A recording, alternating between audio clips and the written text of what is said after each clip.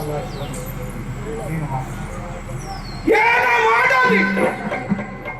ಈ ತನಕ ಕಟ್ಟಿ ಬೆಳೆಸಿದ ನಮ್ಮ ಸಾಮ್ರಾಜ್ಯವನ್ನು ನಾವೇ ಕೈಯಾರೆ ಹೊಸಾಕಿ ಮಣ್ಣು ಪಾಲಾಗುವಂತಹ ಬಗೆಯಲ್ಲಿ ಮುಂದುವರಿಯಬೇಕು. ಆದರೆ ನಾನು ಎಷ್ಟು ತರ್ಕಿಸಿದರೂ ಪ್ರಯೋಜನ ಇಲ್ಲ. ನಿರ್ಣಯವನ್ನು ಕೈಗೊಳ್ಳಬೇಕಾದ ಒಡೆಯನೇ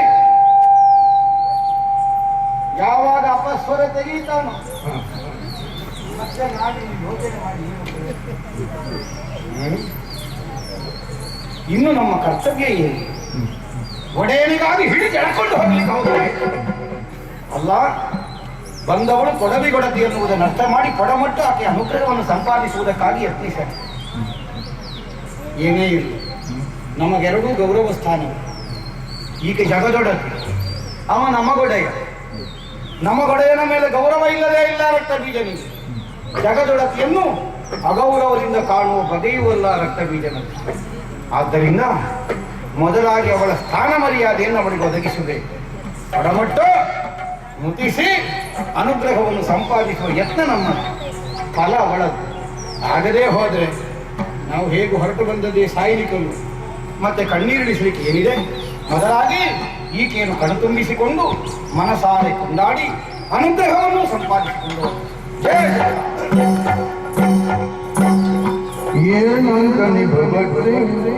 ನೀನೇ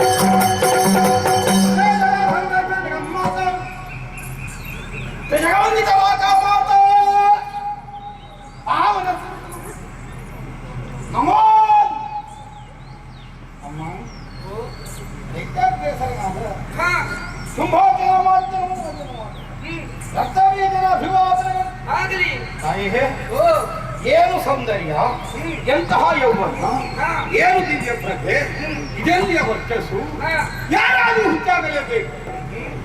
ನಿನ್ನನ್ನು ನೋಡಿದ್ರೆ ಶುಂಭನಿನ ಕೈ ಹಿಡಿಯುವ ನಿರ್ಣಯ ಮಾಡ್ತಿರ್ಲಿಲ್ವೋ ಏನು? ನಿನ್ನ ದಾಸಾಗಿ ಪಾದಪುರದಲ್ಲಿ ಕುಳಿತು ತಾಳ ಹಿಡಿದು ಭಜನೆ ಮಾಡ್ತೀನಿ. ಹಾಗಿದೆ ನಿನ್ನ ಸೌಂದರ್ಯ. ಆದರೆ ನೋಡದೆ ಕೇಳಿದವನಾದ್ದರಿಂದ ನಿನ್ನನ್ನು ಮದುವೆ ಆಗುವಂತಹ ಅಭಿಪ್ರಾಯವನ್ನು ಕೇಳುವುದಕ್ಕಾಗಿ ಸುಗ್ರೀವನನ್ನು ಸಂಧಾನಕ್ಕಾಗಿ ಕಳುಹಿದ್ರೆ ಅದನ್ನು ಮುರಿ ಸಂಗ್ರಾಮವನ್ನು ಬಲಿ ಬಂದ ಧೂಮ್ರಾಕ್ಷ ಗಂಧ ಮುಂದಾದಿಗಳ ತಲೆ ಕಂಡಿ ಎನ್ನುವುದನ್ನು ಅರಿತು ಅವನೇ ಹೊರಟಿದ್ದ. ಮಾವ ತಡೆ, ನಾನಿದ್ದೇನೆ ಅಳಿಯ ಅನ್ನುವಾಗ ಹೊರಟು ಅವನನ್ನು ಸಮಾಧಾನ ಮಾಡಿ ಹಂಗಾರದ್ದು ನಿನಗೆ ಚಿನ್ನ ಅಲ್ವಾ ಬೇಕಾದ ಕೂತ್ಕೊಳ್ಳಿಕ್ಕೆ ಕುಡಿಯದ ಬಿಡ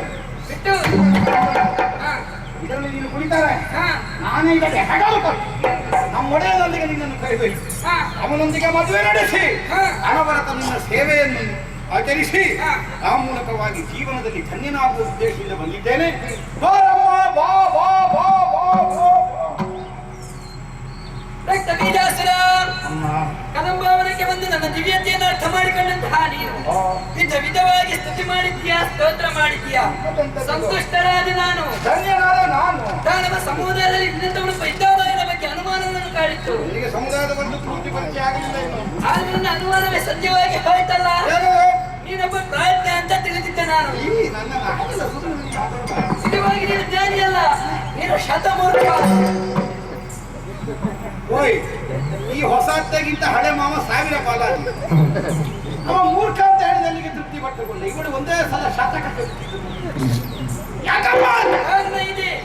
ಈಗಿಂತ ಮೊದಲು ಬಂದವರು ಏನಾಗಿದ್ದಾರೆ ಅನ್ನೋದು ಗೊತ್ತಿಲ್ಲ ನಿನಗೆ. ಮತ್ತೆ ಬಂದವ ಮೊದಲಿನವರಷ್ಟಲ್ಲ. ಎಲ್ಲವನ್ನು ಗೊತ್ತಿದ್ದು ನೀನು ಯಾಕೆ ಬಂದೆ? ಕರೆದುಕೊಂಡು ಹೋಗಬೇಕಾದ್ರೆ ಬಣ ಎನ್ನುವುದು ಗೊತ್ತಿಲ್ಲ ನಿನಗೆ.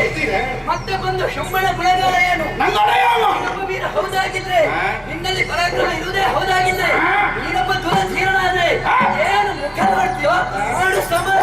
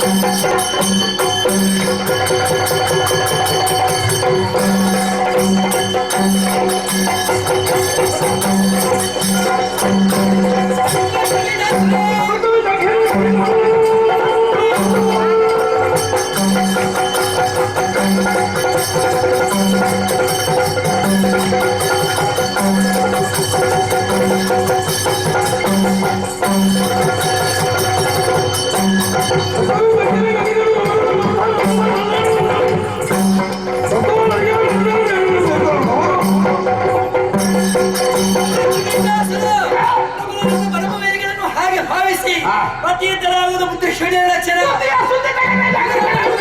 ಮುಂದಾಲೆ ಇನ್ನ ಮುಂದೆ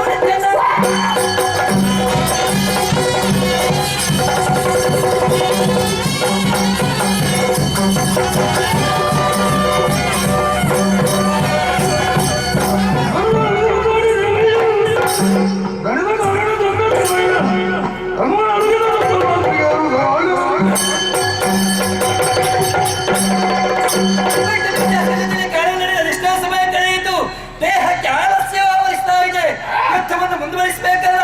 ದೇಹವನ್ನೇ ಆಲೋಚಿಸಿ ಸತ್ತ ಮಾತಿಗೆ ಅನುಸರಿಸಿ